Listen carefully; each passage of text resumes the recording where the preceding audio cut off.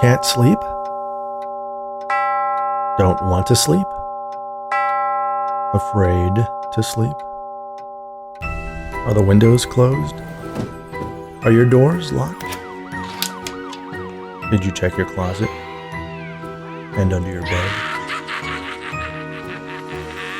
Maybe you should keep a light on in the hallway, just in case. Now settle in. Make yourself comfortable. Lay back. Close your eyes. And let me tell you a story.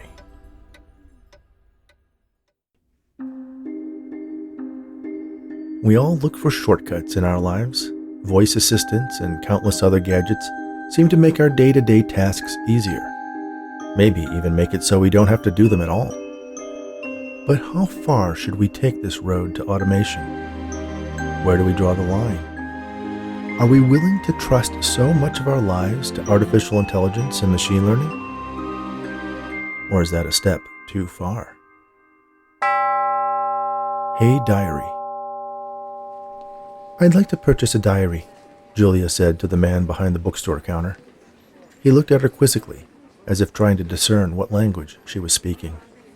You know, one of those blank books you write stuff about your life in, she added. Thank you for clarifying, he said in a sarcastic tone. She answered his sarcasm with a smirk. Do you have any? Yes, of course. We carry several options. This is your first? Julia nodded. Let me guess. Your therapist suggested you use one. That's kind of none of your business. The man behind the counter nodded. It's just that if you're not used to writing in a diary every day, you may find the exercise tedious. Yes, I suppose I might, Julia replied with a yawn. Yep, here I am, asking to buy one. I should have just picked one out on Amazon, she added with a tone of regret. The clerk sized her up again, noticing the smartwatch on her wrist, the audio buds nestled in her ears, and the laptop bag slung over her shoulder. A bit of a gadget freak, are you? He asked. What difference does that make? You might find this option more to your liking. He pulled a book out from behind the counter and laid it on the faux marble formica surface. How much is it? Julia asked. $2.99, the man replied. That's not bad. Cheaper than a coffee. That's $299. You want $300 for an empty book? I think you'll find it worth the extra expense, the man said. Why's that? It's voice-controlled. A voice-controlled diary? Julia asked skeptically. Try it, the man suggested. Julia looked at the book, unsure how to begin. Just say, hey diary, the clerk instructed. She turned her gaze up at the man, wondering if he was playing a joke on her. Perhaps this was some kind of hidden camera show. There was a magician who did one on cable, and this seemed like the type of prank he would do. Julia went along with it regardless. Hey diary, she said. The words embossed on the leather cover glowed slightly. It surprised her. She wasn't expecting anything to actually happen when she spoke the wake phrase. Julia looked up at him. Now what? Tell it about your day, he replied. Okay, Julia said, hesitating as she tried to think of what her first entry in her diary should be. Bought a diary today. Salesman was kind of strange, but he showed me an option that might make this whole exercise a little less painful. She stopped. The letters on the cover glowed a little brighter, then faded back to their original state. Now what? Julia asked. Open it, the man instructed. She reached out and opened the book. The title page read, Hey Diary, then listed Julia's name, with today's date in the My Life From spot, with the Until box left blank. How did it know my name? Julia asked. Surely you've used voice-controlled apps before, he said, nodding toward her watch. Computers these days, they know what you look like, what you sound like, when you need to take a... That's a bit concerning. Some people find it convenient, the man countered. She reached out and turned the page. There, written in her own handwriting, were the words she had dictated to the device. It knows my handwriting, too? There are probably hundreds of digitized samples of your handwriting available online, he explained. It's also influenced by the inflection in your voice and your word choice. The more you use it, the more personalized it becomes. Personalized? You'll see, he promised. Julia poked at her steamed asparagus, as if doing so would make it taste better. Something on your mind? John asked. She forced a smile. Just thinking about work, she lied. John had been her boyfriend for just under 6 months. She had grown bored with him within the first 2, but her therapist had suggested she stick with it. On paper, John was her ideal match. He had a good-paying job, kept himself fit, had an unpretentious luxury car, and was decent in bed. Fake it till you make it was the mantra Dr. Davidson had suggested. In the past, she had never stuck with any potential romantic partners for more than a few months. John was a personal best for her in terms of relationship longevity, but despite his checking all the boxes, she was still unenamored. I'm breaking up with you, Julia announced. She put her fork down, picked up her purse, and walked out of the restaurant as quickly as she could. Her phone buzzed. It was a text message from John. Without reading it, she blocked him and deleted their history. Julia wasn't very good at breakups and found the ripping off the Band-Aid approach worked best for her. When she got to her apartment, she poured herself a large glass of wine, kicked off her shoes, and settled down on the couch. Maybe she would get a cat. The diary she had bought earlier that day was on the coffee table. She stared at it as she took a long sip from her wine glass. Hey, diary, she said. The embossed letters on the cover glowed in response. Had my last date with John. Guess Dr. Davison will give me one of his disappointed looks when I tell him I just couldn't fake it anymore. Why do I keep dating? Maybe I'm one of those people destined to be single. That actually doesn't sound so bad. Well, it's supposed to rain tomorrow. I hope the leaky ceiling in the building foyer collapses on that lazy superintendent. Maybe that will get the owner to do something about it. After a few seconds of not talking, the letters glowed brighter for a moment, then faded back to their normal color. Curious, Julia picked up the book, opened the cover, flipped to the second page, and saw her words perfectly replicated in her own precise script. She closed the diary, turned on the television, found a channel showing an old movie she'd watched 100 times before, and slowly emptied her glass of wine. Julia awoke to the sound of a tremendous crash. She looked around, trying to identify the source of the noise, then got up out of bed and went to her window. The street was bustling with activity, but there was no evidence of any collisions. A dream, she assumed. Julia showered, got dressed, and grabbed her laptop bag. She left her apartment and took the elevator down to the lobby. When the doors opened, she saw what looked like a scene from a disaster movie. Chunks of wet plaster and wood littered the lobby floor. Other residents were standing around, watching as EMTs and firefighters navigated the rubble. They shifted some of the debris until Julia saw a bloody arm sticking out. She recognized the tattoo that ran up from the wrist to the elbow. It was Mr. Palapoulou, the building superintendent. What happened? Julia asked an onlooker. They say water had been pooling up in the ceiling for years, and it finally gave out, he explained. Julia thought back to the comment she had made in her diary. It was bound to happen eventually, but that it happened today was a strange coincidence.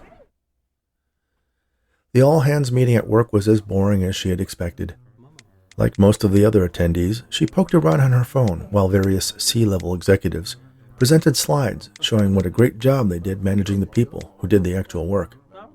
A text message popped up on her screen from a number she didn't recognize. I can't stop thinking about you, it said. John. He must have gotten a new phone number to bypass the block she had put on him. She blocked this number, too. Well, at least it was something she could bring up to Dr. Davidson at her therapy appointment later to justify dumping him. Julia sat in the middle of the couch across from Dr. Davidson. She couldn't imagine people lying down on the leather upholstery. It seemed so uncomfortable and unsanitary. Dr. Davidson sighed and gave Julia his disappointed look. Why did you feel it necessary to avoid the confrontation? He asked. Julia shrugged. It wouldn't change anything. It felt like a waste of my time, she said. Human interaction is never a waste of our time, Dr. Davidson reminded her. Yes, of course, Julia answered robotically. There was an awkward pause as Dr. Davidson tapped the tip of his pen against the page of his notebook. Did you start a diary like I suggested? Yes, Julia said proudly. I did. And did you find it helpful to reflect on the events of the day? Did you gain any insights about your behaviors and where your actions come from? Julia nodded. Yes, it was very helpful, she said, thinking back to her wish for Mr. Palapolu to die horribly under the weight of the leaky lobby ceiling. You have a lot to offer, Julia, Dr. Davidson said. You're a bright, attractive woman, and I think when you find the right partner, you'll find that they make life better. Well, John certainly didn't do that for me, she said. Dr. Davidson tapped out a quick rhythm on his pad. Julia, what do you hope to get from these sessions? Julia shrugged. At first, she had seen Dr. Davidson to vent about work. Well, technically, she was mandated to see him because of a ridiculous complaint filed by one of her coworkers.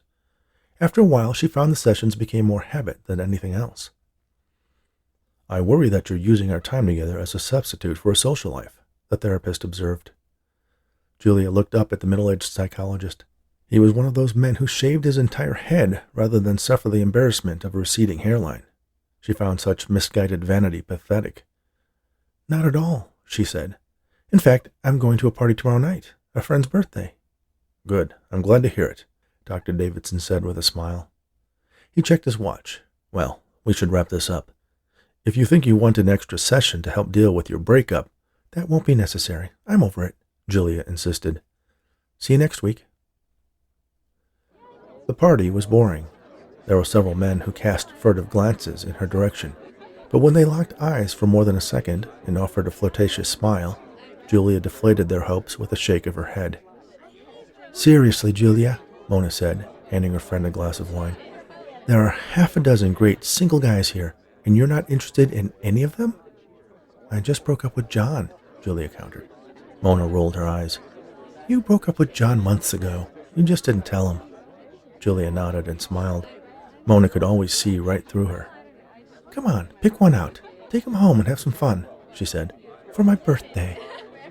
You want me to take a random man home as a gift to you?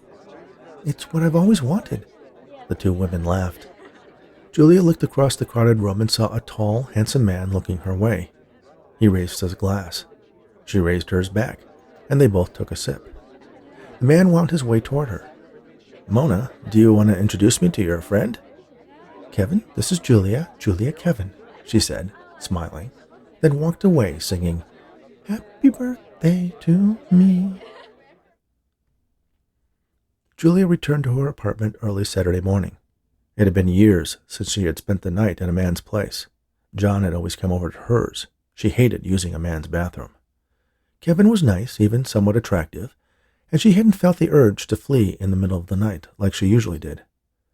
But when she awoke to the sounds and smells of him making breakfast for her, she dressed quickly, made some lame excuse, and raced home.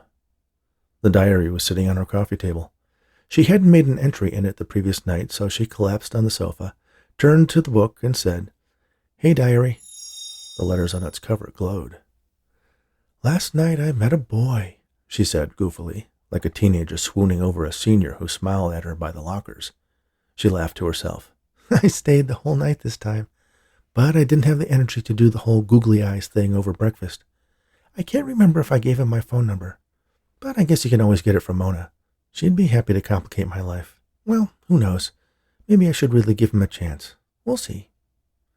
After a moment, the glow intensified, then went dim. Her phone rang. She didn't recognize the number. Kevin? He was the type to call and make sure she was all right.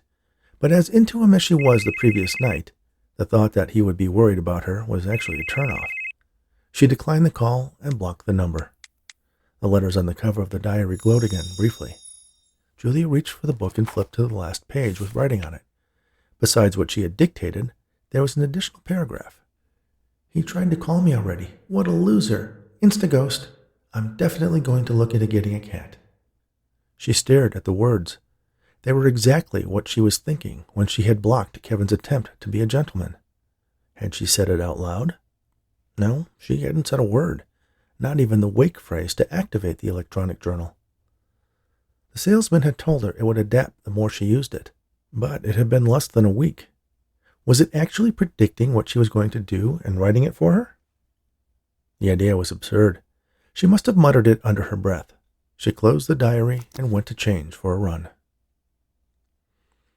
Julia saw John as she rounded the bend on the trail in the park. She immediately regretted not changing her weekend routine. He slowed when he saw her approach. Julia sped up and ran past him. John ran to catch up. "Julia, can we talk?" he asked. "About what?" "About the other night. You kind of just walked out on me with no warning. I broke up with you." "But why?" Julia stopped. "Look, John, I'm just not into you. That's all. So stop texting, stop calling, and find someone who actually likes you." "I haven't." Julia had no interest in hearing whatever it was he had to say, and took off running. "We should be together," the text message said. Julia stood at her kitchen counter and stared at her phone. She didn't recognize the number. John again? She reached out to block it when another message came in from the same number. "If I can't have you, no one should." "What the hell?" she said aloud. She knew John was upset, but it was disturbing to think he would resort to threats. Another message appeared on the screen. "I saw you with that man." Kevin? Had John followed her from Mona's party? This was getting out of hand. Should she call the police? Something caught her attention. The letters on the cover of her diary were glowing. Julia watched the light intensify, then fade away. She ran to the coffee table and opened it up, turning to the latest entry. She hadn't used the diary for the last couple of days, but there were entries regardless. The incident with John in the park, her self-destructive Sunday spent eating ice cream and drinking wine while watching old black and white movies, the argument with Mona about ghosting Kevin. It was all there, but she had never even glanced at the diary in the last 3 days. But what was even more disturbing was that there was an entry for tomorrow. "I think he's following me. On my way to work, on my way home from Dr. Davidson's office, and the messages keep coming faster than I can block them. The police say they can't do anything. I'm getting worried. What is it going to take for them to take me seriously?" Julia dropped the diary and backed away. She decided she was going to take it back to the bookstore right after her appointment with Dr. Davidson this afternoon. As she rode to her office, Julia kept looking out the back window of her Uber. Several times she thought she saw John's black SUV, but of course there were a lot of SUVs in the city, and she really couldn't tell one make from another. Still, it made her nervous. After work, she walked the few blocks to Dr. Davidson's office, checking the reflections in the windows she passed. She entered and sat on his couch.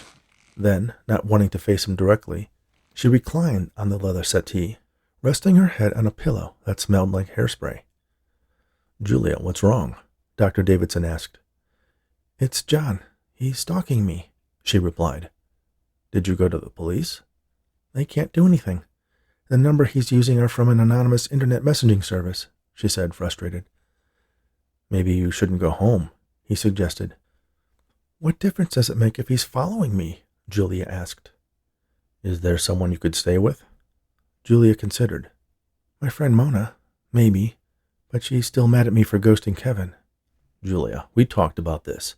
I know, but can we discuss my inability to confront uncomfortable situations later? I'm really scared, especially after... After what? Should she tell him about the diary? Would he believe her? Nothing. The therapist stared at her for a moment, thinking as he tapped his pen against the ever-present pad on his lap. "Listen, I have a spare room at my house. You're welcome to stay there," Dr. Davidson offered. Julia sat up and looked at her psychologist. "Is that legal?" she asked. "I mean, are you allowed to see your patients outside of your office?" "It's not illegal," Dr. Davidson assured her. "It might brush up against some ethical boundaries, but I see patients at my home from time to time." Julia considered. "Maybe, if he keeps on harassing me, I might take you up on that." "Well, let's hope it doesn't come to that, but I urge caution. From what you've told me, I fear he might become violent," Dr. Davidson warned. "Why don't you tell me what's happened since last week?" Julia nodded, closed her eyes, and told Dr. Davidson everything. In the Uber back to her apartment building, Julia thought she saw the black SUV again, but it was getting dark, and she really couldn't be sure. She made certain the back door to the apartment building closed securely after she entered, and took the stairs up to the 4th floor. The key felt like it was too big for the lock as her shaking hands fumbled to push it into the keyhole. "Julia," a familiar voice said at her back. She stopped. "You dropped this," he told her. Julia slowly turned her head. Standing across the hallway was John. He was holding her diary. "John, what are you doing here?" He held up the electronic book. You dropped this outside your office, he repeated. The look on his face told her the answer to the question she was about to ask. Did you read it? It says in here that you want to kill me, or rather that you did kill me, or are fantasizing about it. I'm not quite sure. What are you talking about? Julia reached out and snatched the diary from his loose grasp. She opened it and turned to the most recent entries. It's official. John is stalking me. After stealing my diary, he forced his way into my apartment. He kept on insisting it wasn't him texting me. When he became physical, I had to defend myself. He came at me. He was going to hurt me. I had no choice. Julia looked at John. There seemed to be a combination of desperation and confusion creasing his face. John, I didn't write this, she said. I know your handwriting, he replied. I just wanted to find out why you broke up with me. I didn't expect to see that. It's the diary, not me. It has some crazy algorithm that writes the entries on its own. What are you talking about?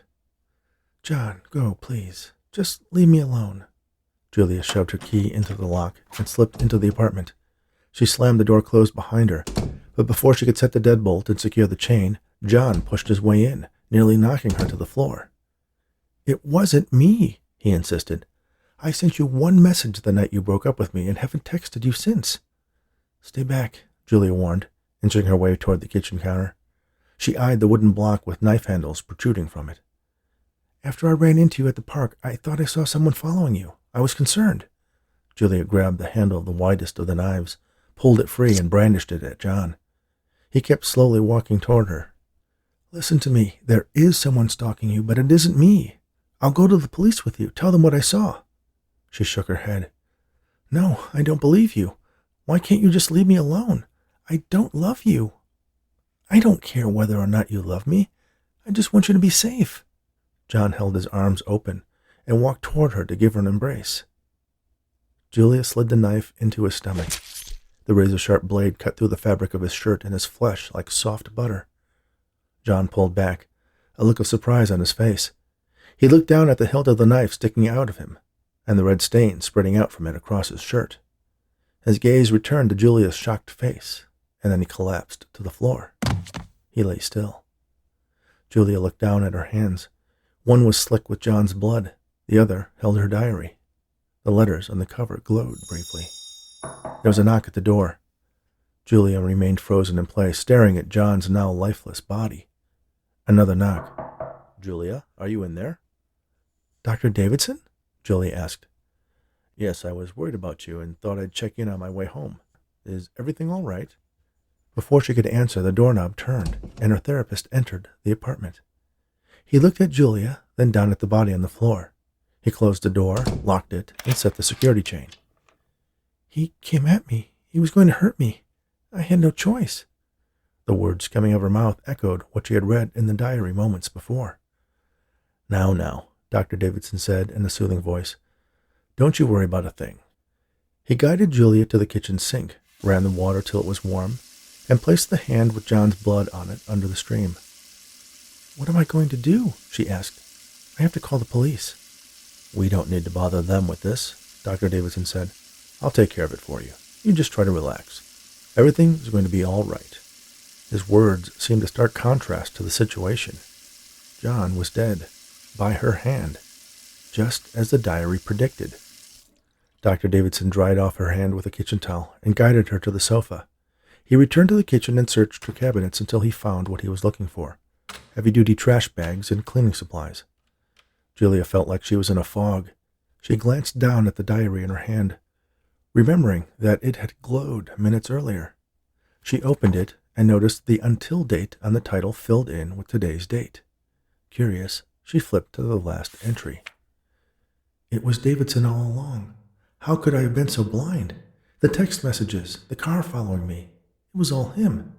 He wanted me to stay at his house. He told me John would become violent. But he wasn't, really. John was only looking out for me. And I killed him. And now he's in my apartment. What does he want with me? Dr. Davidson noticed Julia looking at her diary. I think this is one episode you can leave out of that book, he said with an inappropriately friendly smile. He put aside the bucket and sponge he had been using to clean up the pool of blood around John's body and wiped his hands on a towel. Julia watched, frozen, as he approached and sat down next to her on the sofa. He placed an arm around her. "May I look?" he asked, reaching out for the diary. Julia didn't answer, and he took that as tacit approval.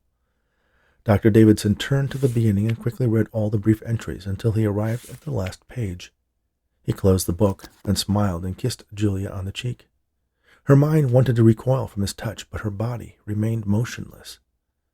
"What do I want?" he asked, repeating the query in the diary.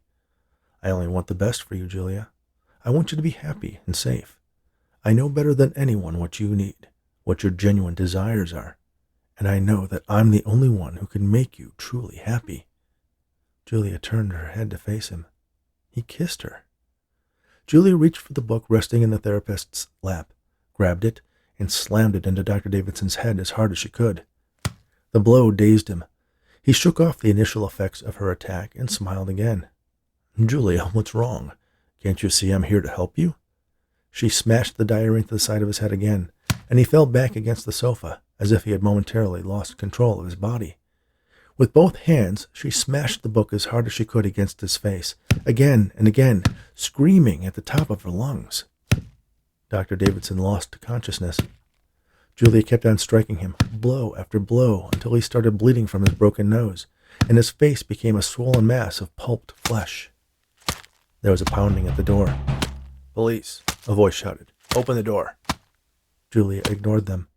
She dropped the diary and picked up a heavy stone statue resting on her coffee table and used it to continue striking her therapist. The police tried to open the door, then something slammed into it, splintering the door jamb and causing the heavy wooden slab to swing open violently. When the officers saw Julia astride Dr. Davidson, bashing his skull with the statue, and John's corpse, half wrapped in plastic, they instinctively drew their sidearms. "Put down the weapon," one of them shouted while aiming her gun at Julia with both hands. Julia either didn't hear them or ignored the command and struck Dr. Davidson's head with a sickening crunch. The officer fired 3 times. The statue dropped from Julia's hand, and she fell backward onto the coffee table. The officers approached her warily, guns still drawn. "Central, this is Unit 59 Alpha, requesting ambulances at 752 Fuller Street, apartment 404. We have multiple victims, over," the male officer said into his radio. "Roger that," Central replied. "Backup is on the way." His partner approached Julia and felt for a pulse on her neck. There wasn't one. She noticed the diary on the floor. The letters on its cover lit up and then dimmed. She picked it up and opened it to the last page with writing. "What is that?" her partner asked. "A confession," she replied, then read the final paragraph aloud. "Someone's pounding at the door. I think it's the police, but I can't stop. I can't let him keep on living. He has to pay for what he made me do to John. I can feel the bullets slamming into me, 3 of them. It's getting dark. At least now it's all over." "It does not say that," her partner challenged. She handed him the diary, and he read it himself. "Well, that's a first. I'm glad it's your turn to write the report." Thank you for listening to Hey Diary, written especially for the Bedtime Stories for Insomniacs fiction podcast by Rich Hosek. Please remember to subscribe on your favorite podcast app, rate us on Apple, Spotify, and Audible, and share these stories with anyone who enjoys audiobooks. Speaking of audiobooks, the audio versions of Rich Hosek's novels are currently available on this very podcast. And if you're looking for other original story podcasts, check out asreadbyme.com. They have an eclectic mix of fiction, poetry, and essays that are sure to keep you entertained, all read by the authors. For more information about this podcast, visit bedtimestories.studio, and you can find out more about the host of Bedtime Stories for Insomniacs at richhosek.com. Thanks again, and all the very best.